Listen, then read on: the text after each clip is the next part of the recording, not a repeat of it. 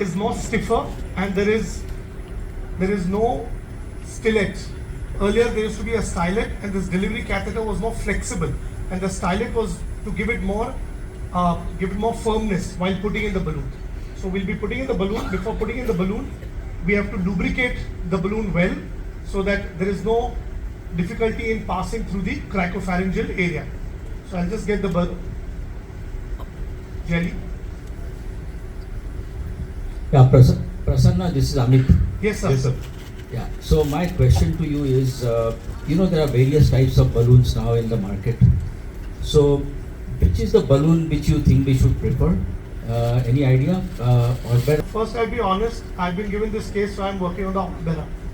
The second thing is the data. Whatever we have seen, Orbera has got the highest number of placements worldwide, and so this balloon has been used maximum. They will talk about that, I think, but we will just stick to the Orbera. Okay. I have personally placed more of Orbera, so I have great comfort in placing this balloon. Between the two. Yeah, Lamba, what about air fluid balloons? This is fluid filled. Yeah, post-operative nausea, So- vomiting is very high in the. So you did fluid not filled show us balloons. how you passed the balloon inside. We just We wanted to see that. Oh, I'm sorry, sir. Because as I was talking, and that Yeah. just reiterates my point that putting this balloon is so easy. As I was talking, the balloon was Yes, just but the infinite. people, we wanted to see how easy it is. Yeah, it was So- easy. It just goes like a rice soup. The way you put in a rice soup. it Yes, goes so like that is very important. But once you have put in, you should not pull it out. Because yeah, you and when do you start following it with the endoscope? How much you push in up to? So, once it crosses around 60, because we know that the G junction is at 35, 40. So we know that. And what I've done is I've retroflexed, and now I'll start instilling the saline. The saline is with a little bit of methylene blue, so that in case if there is spontaneous rupture of the balloon, which is very rare, they'll pass blue or green urine. So it's very important that you have a bit of methylene blue in your saline.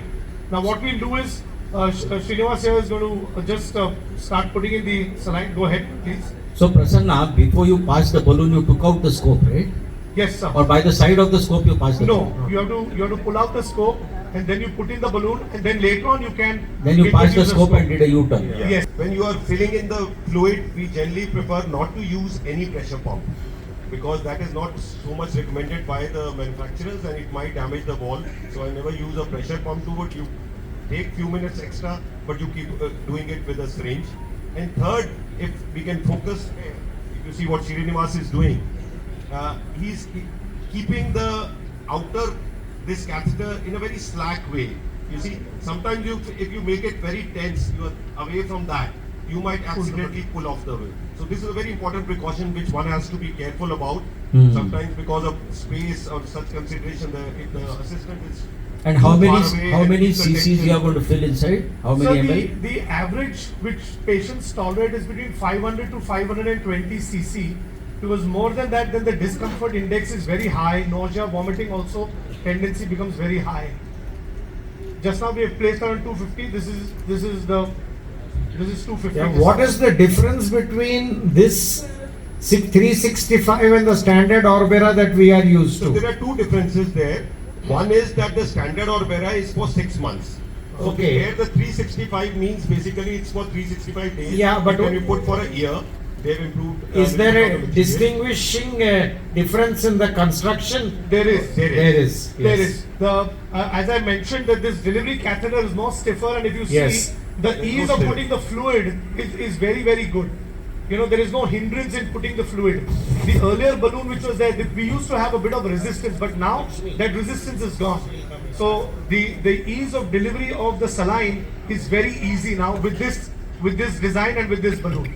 Go ahead. Now this is we are putting in 400, 450.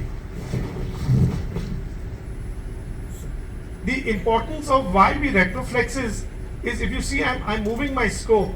If the scope is moving freely, that means I still have some space to put in more saline. 500. And once this becomes very taut, that means I don't have space to put in the saline. This is important is because post-procedure, nausea, vomiting, that can really get accentuated if you overfill the balloon. As I said, 550 to 600. So this is one important thing which we do. So I can see that I'm getting a little bit of resistance, and we have now put in 500. So I think we will just end here. Stop. And I'll go back to my normal position. And by retroflexing, what I've done is I've also confirmed that the balloon is in the fundus and it will not migrate beyond. And when I'm removing my scope, I find a little bit of resistance also.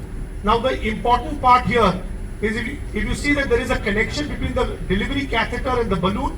So if you just focus on my hand, just focus on my hand.